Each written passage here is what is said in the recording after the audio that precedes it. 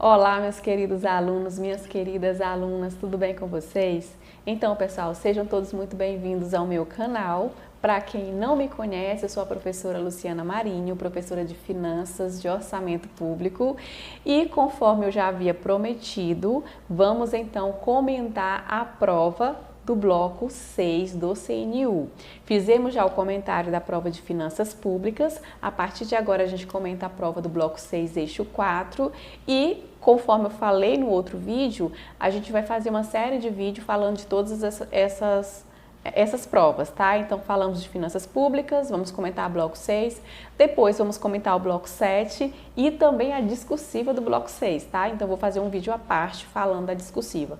Creio que até amanhã eu termino esses vídeos, né? E a gente consegue aí fechar todos os comentários aí da prova do CNU, tá? Qualquer dúvida que vocês sentirem, qualquer dificuldade, qualquer situação que vocês não entenderem, podem colocar aí nos comentários que a gente vai respondendo. Beleza?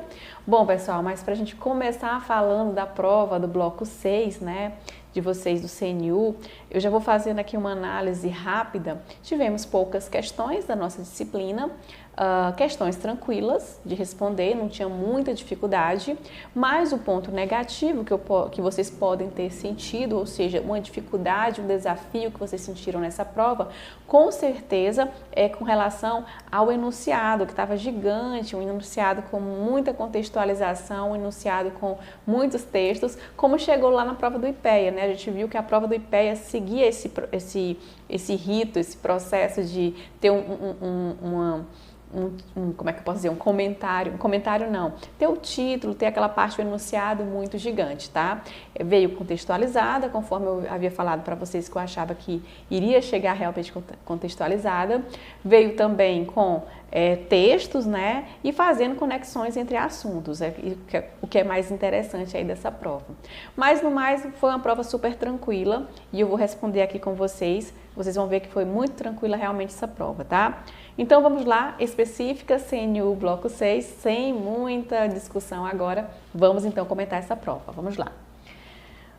Bom, gente, essa questão aqui, ela representava a questão 31 no meu gabarito, que é o gabarito 1, e ela diz o seguinte: como a consequência do processo de desenvolvimento das práticas orçamentárias, o orçamento-programa ultrapassa a fronteira do orçamento como um simples documento financeiro. Marquem aí, simples documento financeiro, aumentando sua dimensão. Nesse sentido, ao estruturar sua adoção, o gestor de um ente público deve levar em conta que o orçamento-programa, vamos lá. Aqui, basicamente, ele cita que o orçamento-programa sofreu uma evolução ao longo do tempo, né? Aliás, o orçamento sofreu uma evolução ao longo do tempo. Ele era um orçamento muito mais tradicional ou clássico, que se preocupava mais com o equilíbrio financeiro entre receita e despesa, por isso que ele fala o simples documento financeiro, ou seja, uma peça contábil, e passou a ser um documento de planejamento em que você tem as ações centrais do governo, ou seja, o planejamento governamental sendo ali alinhado a um orçamento, a alocação de recursos e se preocupando, por exemplo, com as necessidades da população.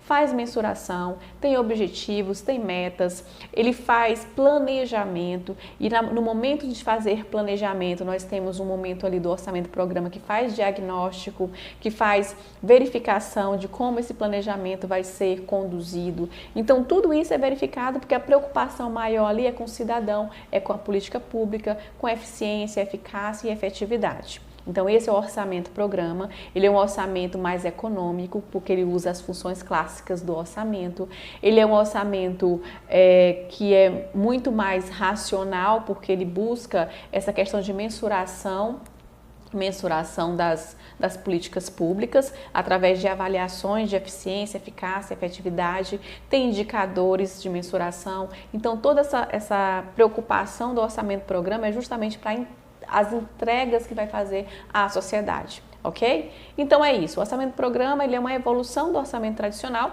tem um planejamento, esse planejamento é linkado com o próprio orçamento público. Bom, a partir dessa explicação toda que eu trouxe para vocês, a gente vai responder essa questão, tá? Vamos lá. A questão diz o seguinte: ele deve ter foco direcionado ao controle dos objetos de gasto. Pessoal, isso aqui é orçamento tradicional, falei muito nas nossas aulas que o orçamento tradicional se preocupa com o objeto do gasto, por isso que é chamado de orçamento de primeira dimensão.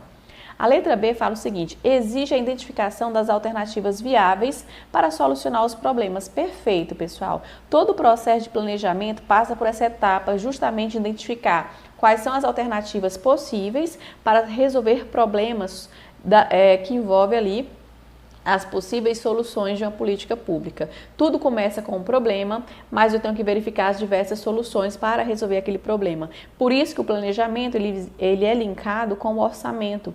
Por quê? Porque o orçamento precisa alocar os recursos de forma que ele reflita esse planejamento mais central, esse planejamento mais governamental. E é por isso que os programas do PPA, eles precisam ser refletidos lá no orçamento, ok?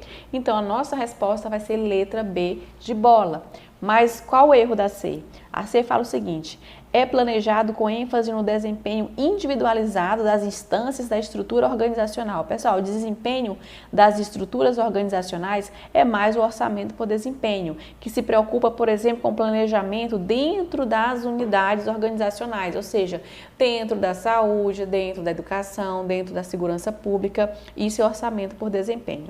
Letra D fala o seguinte: é um modelo que relativiza a quantificação dos objetivos e fixação de metas.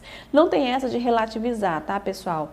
Ele tem objetivos e metas bem definidos, bem apropriados para o alcance dos objetivos ali da efetividade das políticas públicas. Então, a gente não pode dizer que esse modelo relativiza a quantificação dos objetivos e fixação das metas, ok? Ele leva a sério a questão dos objetivos e metas dentro do contexto da política pública. A letra E fala o seguinte: requer mecanismos de participação social para se legitimar. Pessoal, não precisa, em que pese o orçamento participativo, ele convive com o orçamento programa, tá? O orçamento participativo, ele convive com o orçamento programa, mas não precisa, não requer, não é um requisito para ele se legitimar utilizar a participação social. Inclusive, a participação social, ela foi fomentada pelo artigo 48 da Lei de Responsabilidade Fiscal. E isso gerou uma possibilidade de acontecer uma participação social tanto na elaboração e execução dos orçamentos públicos por meio da audiência pública, né? Mas isso não necessariamente é um requisito para, por si só, o orçamento programa ser efetivo, ele ser utilizado, tá? O orçamento programa por si só, ele anda sem a participação popular, mas claro que a participação popular, ela é muito importante para o orçamento programa, mas não é requisito. E por conta disso, a letra E, ela está falsa. Ok? Então, nosso gabarito, de fato, é a letra B de bola. Vamos, então, para a próxima questão, que traz um texto aqui que diz o seguinte: a política de irrigação pública no Brasil visa promover o desenvolvimento socioeconômico com foco em regiões economicamente desfavorecidas e com potencial agrícola. Na região Nordeste, a exploração de frutas desempenha um papel importante na produção. Os projetos de irrigação nessa região são uma ferramenta essencial para a distribuição de renda, principalmente considerando a produção em pequena e média escala. Estudos têm revelado um efeito positivo significativo da presença institucional dos projetos de irrigação no valor da produção de frutas na região estudada. Aí aqui é um texto do IPEA, tá? E vamos lá para a nossa pergunta. À luz do texto, do conceito, da classificação, olha só, está perguntando de conceito e classificação de despesa pública, constata-se que os valores aplicados em investimentos na área que evidenciam o efeito econômico, então a palavra-chave é efeito econômico da despesa, e um maior detalhamento do que será desenvolvido para alcançar o objetivo do programa pode ser evidenciado a partir das seguintes categorias. Primeira coisa que eu digo para vocês, pessoal, se não existisse esse texto, dava para responder essa questão, tá? O texto foi mais para trazer uma contextualização, trazer uma situação que mostra, por exemplo, um programa, tal, como é que ele é desenvolvido, mas por si só a questão ela é independente do texto, tá? A gente dá para responder porque essas palavras-chave que trouxe na questão, ela é respondida lá no manual técnico do orçamento. Por exemplo, quando fala de efeito econômico da realização de uma despesa, Efeito econômico, eu estou dizendo quanto à categoria econômica. Então, a resposta seria quanto à categoria econômica, o efeito econômico. Isso está onde? Lá no Manual Técnico do Orçamento. Lembra daquela tabelinha que eu coloco na nossa aula? Que eu falo, por exemplo, olha as perguntas chaves aqui para se ter, por exemplo, a classificação da despesa. Aí, entre as classificações, nós temos as classificações quantitativas e lá vai falar o efeito econômico. E o efeito econômico, a palavra-chave do efeito econômico é justamente a categoria, aliás, a categoria econômica da despesa, ok? Então, essa seria a resposta. E a outra fala o seguinte, olha só, um maior detalhamento do que será desenvolvido para alcançar o objetivo do programa, que pode ser evidenciado a partir das seguintes categorias. Pessoal, esse maior detalhamento é um maior detalhamento da classificação programática. E se vocês olharem lá no Manual Técnico do Orçamento, esse maior detalhamento é estrutura programática e esse detalhamento vai ser da ação. Isso é Manual Técnico do Orçamento. Portanto, a resposta para essa questão vai ser letra A. Lá naquele quadro a gente traz, por exemplo, o que seria a estrutura programática, que é justamente se o objetivo que visa alcançar as políticas públicas, qual é o objetivo daquela implementação da política pública. E isso tá muito, gente, eu tô saindo bem que... Ai, gente, meu Deus, tô saindo do vídeo. E isso, pessoal, é isso, né? Então, é exatamente isso que a questão quer.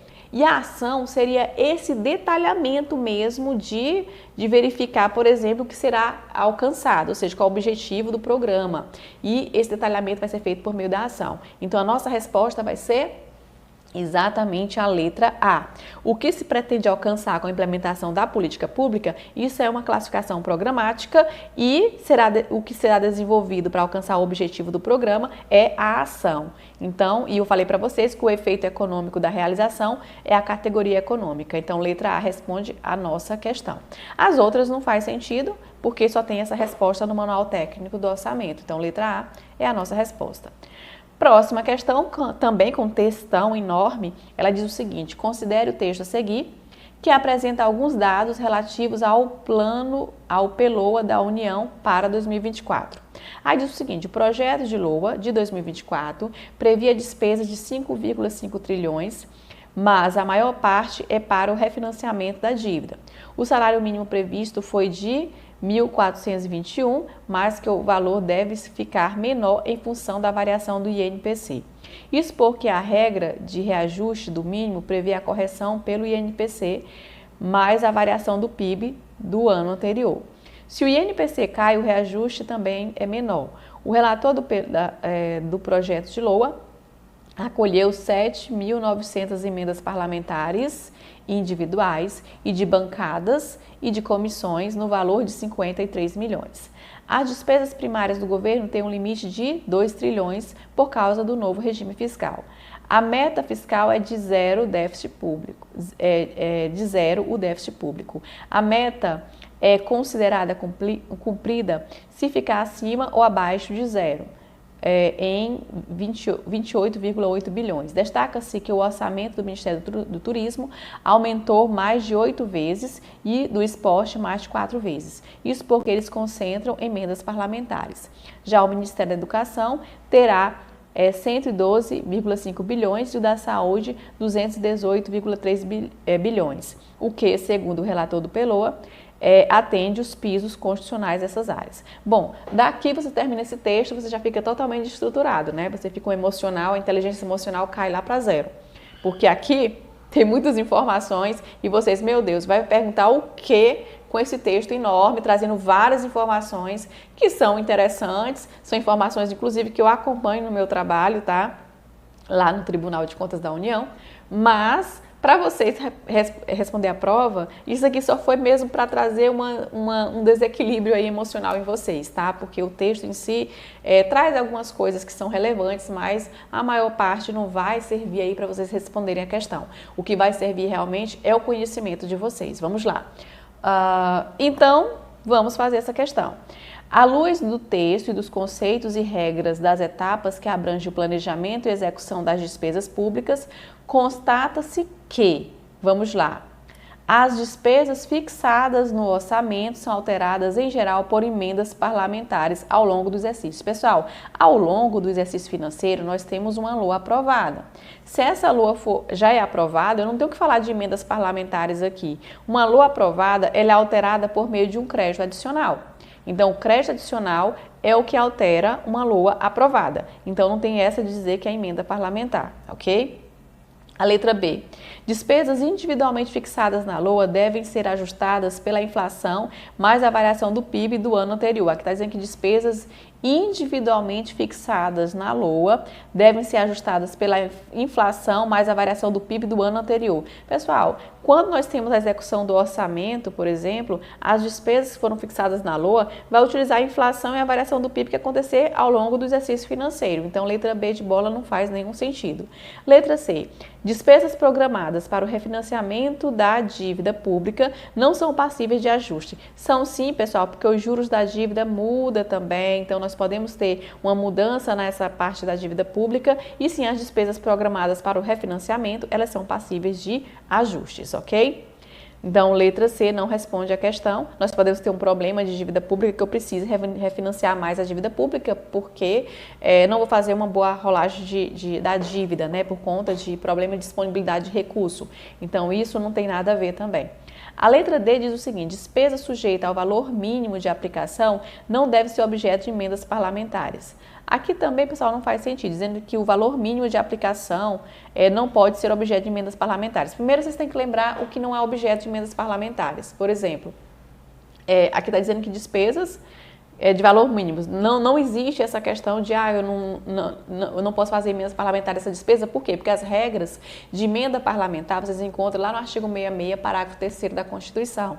Lá vai dizer, por exemplo, que a emenda parlamentar ela pode ser feita por qualquer parlamentar ou bancada parlamentar. E ela vai sofrer algumas condicionantes, por exemplo, para se ter uma emenda parlamentar, eu preciso de compatibilidade com o PPA e com a LDO. Essa emenda parlamentar só pode acontecer por meio de anulação de despesa, ok? E essa anulação de despesa não pode ser serviço da dívida, não pode ser as transferências tributárias constitucionais, não pode ser a despesa com pessoal, então, e os encargos, né? Então, não seriam essas despesas, tá? Então, mas essa regra aqui, específica de valor mínimo de aplicação, não existe para as emendas parlamentares. Então, letra D não responde. E o nosso gabarito, portanto, vai ser letra E. O que é que diz a letra E? A letra E fala o seguinte: enquanto a meta de resultado primária é definida na LDO, e de fato a meta de resultado primário é definida na LDO pelo anexo de metas fiscais. Aí diz que as despesas primárias são especificadas na LOA. E de fato, pessoal, despesas primárias é o quê? São aquelas despesas que envolvem ali a própria execução do orçamento, tirando as despesas financeiras. Então, é aquilo que vai operacionalizar o próprio orçamento. Então, despesas primárias são sim evidenciadas na lei orçamentária anual, que é as principais despesas ali que vai fazer o custeio da máquina pública. Então, elas estão sim na LOA. Ou seja, quando eu falo de despesa primária, é toda despesa que entra no orçamento, tirando ali as despesas financeiras. Então, aquela que vai fazer o custeio da máquina pública é basicamente as despesas primárias, ok? Então, a letra E responde a nossa questão, beleza? Vamos então para a próxima questão, que diz o seguinte, a última, né, pessoal? Ela diz o seguinte, e eu peguei essa questão, ela é mais lá para frente, a questão 37 no meu gabarito, que vai falar um pouquinho de finanças públicas, sai um pouquinho do contexto aí até mesmo de orçamento público, mas é uma questão que envolve atribuições econômicas do Estado, então eu vou fazê-la aqui também, tá bom? E ela diz o seguinte, o esforço exercido por um gestor não é observáveis para os acionistas e credores das empresas em que há separação de propriedade e controle. Nesse sentido, o desafio da contabilidade é fornecer uma medida informativa do desempenho gerencial. Tal medida permite que contratos de incentivos eficientes para motivar o esforço dos gestores e proteger os credores e acionistas, os oportunistas gestores. Nesse contexto, o tipo de assimetria de informação pessoal, a primeira coisa que nós temos aqui. Então, nós temos aqui uma situação que Aqui está dizendo, tal medida permite contratos de incentivos eficientes para motivar o esforço dos gestores e proteger os credores e acionistas do oportunismo dos gestores. Nesse contexto, que tipo de assimetria de informação? Então, é uma questão que está pedindo algo sobre assimetria de informação. Nós temos aqui, basicamente, um conflito de agência. Então, assim, o que é o conflito de agência? O conflito de agência é justamente quando os acionistas detêm pouca informação. Minha mão está saindo, peraí. Os acionistas, eles detêm pouca informação sobre determinada transação, sobre a gestão de uma empresa, e o gestor, obviamente, detém todas as informações. Percebam que há um desequilíbrio de informação.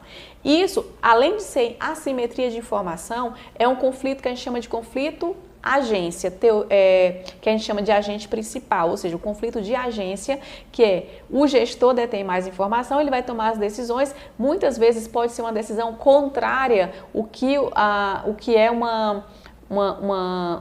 como é que eu posso dizer? Uma decisão contrária do que os gestores queriam, ou seja, pode entrar num processo de decisão que é contrário do que os acionistas queriam, na verdade é isso. Teoria da agência, como é que funciona? Os acionistas têm pouca informação, os gestores têm muita informação, os gestores fazem a gestão, eles podem tomar alguma decisão que seja contrária aos interesses dos acionistas. Os gestores podem tomar essas decisões porque eles têm mais informação. Então poderia ser um conflito, aqui pode ser uma questão perguntando que era um conflito de agência. Inclusive tem isso, a relação de agência na letra C, que é relação de agência. Aí você, professora, então a resposta não seria relação de agência, já que tem a questão do problema de agência? Bom, até poderia ser. Só que a questão diz o seguinte, olha, eu estou tratando aqui da assimetria de informação. Então, sim, tem uma assimetria de informação. O problema do conflito da agência só acontece por conta da assimetria de informação. Então, a causa do problema da agência, do gestor, por exemplo, tomar decisões em benefício próprio e, por exemplo, não respeitando a necessidade dos acionistas, ele só toma essa decisão por conta da assimetria de informação, ou seja, ele só tem essa oportunidade de fazer isso por conta da assimetria de informação. Como a questão já conduziu para a assimetria de informação, aí não carece uma anulação da questão. Por quê? Porque ela já está dizendo, é a assimetria de informação. E na assimetria de informação nós temos dois tipos. Nós temos o risco moral e a seleção adversa. A seleção adversa é quando tem um problema de assimetria de informação no início do contrato, ou seja, no momento em que as partes vão assinar aquele contrato. Isso é seleção adversa. O risco moral, ele acontece ao longo do contrato, ou seja, quando os gestores estão fazendo ali a gestão e, por eles deterem muita informação, eles vão fazer o quê? Eu vou burlar esse contrato. Então, isso é um risco moral. E é isso que a questão está tratando, é justamente o risco moral da assimetria de informação. Então, poderia ser, professora, um problema de agência? Poderia, mas a questão direcionou para a questão da simetria de informação, que o problema da agência, a causa é justamente a simetria de informação. Então a questão queria saber se era uma seleção adversa ou um risco moral. Como aqui, no caso, nós temos a gestão acontecendo de um contrato e nós estamos preservando a questão desse contrato ser cumprido para que não possa prejudicar os acionistas, então neste caso nós temos um caso de risco moral e a nossa resposta vai ser letra E, ok? Então só voltando para a questão, nossa resposta, portanto, vai ser risco moral, letra E. Bom, pessoal, com isso a gente finaliza a nossa correção do bloco 6. Espero que vocês tenham gostado da discussão. Se ficou alguma dúvida, porque, pessoal, aqui eu estou só comentando a questão, não é uma aula. Se vocês assistirem minha aula, vocês vão ver aqui, quem nunca assistiu, que eu falo muito mais detalhado em relação a alguns pontos aqui. Como é comentário de questões, eu só fiz realmente os comentários aqui das questões, mas sintam-se à vontade de me perguntar ali ao longo dos comentários alguma dúvida que ficou, né, em relação a algum item, alguma questão que não ficou assim sanada a dúvida de vocês. Bom, mas se vocês quiserem falar também pelo meu Instagram, eu deixo aqui meu Instagram também, pode mandar mensagem no direct. Se quiserem entrar no meu Telegram também, ficam à vontade, lá tem muita coisa, muito material e sejam todos muito bem-vindos aí às minhas redes sociais. Bom, pessoal, é isso. Agora eu vou comentei a prova do bloco 6, o próximo vídeo vai ser do bloco 7 e também vou comentar a discursiva de vocês, tá? Então não se preocupe que a discursiva de vocês também vão ser comentadas. É porque aqui em casa eu tô aqui com um bebê pequeno, então assim, tem 2 meses, meu bebê fez 3 meses agora, na verdade, essa semana. E eu tenho uma outra criança que é bem novinha também, então eu tenho um bebê de 2 meses, 3 meses e um outro que vai fazer 2 anos. Então, termina que para conciliar essa dinâmica é meio complicado agora no momento, mas vai dar tudo certo, está dando tudo certo, então acredito que até amanhã eu comente também o bloco 7 e também comente aí a discursiva de vocês, tá? No mais é isso, muito obrigada pela participação de todos e é isso, pessoal, desejo sorte, muito sucesso para vocês, espero muito que vocês tenham aí se dado super bem na prova aí do CNU. Então até a próxima, tchau, tchau!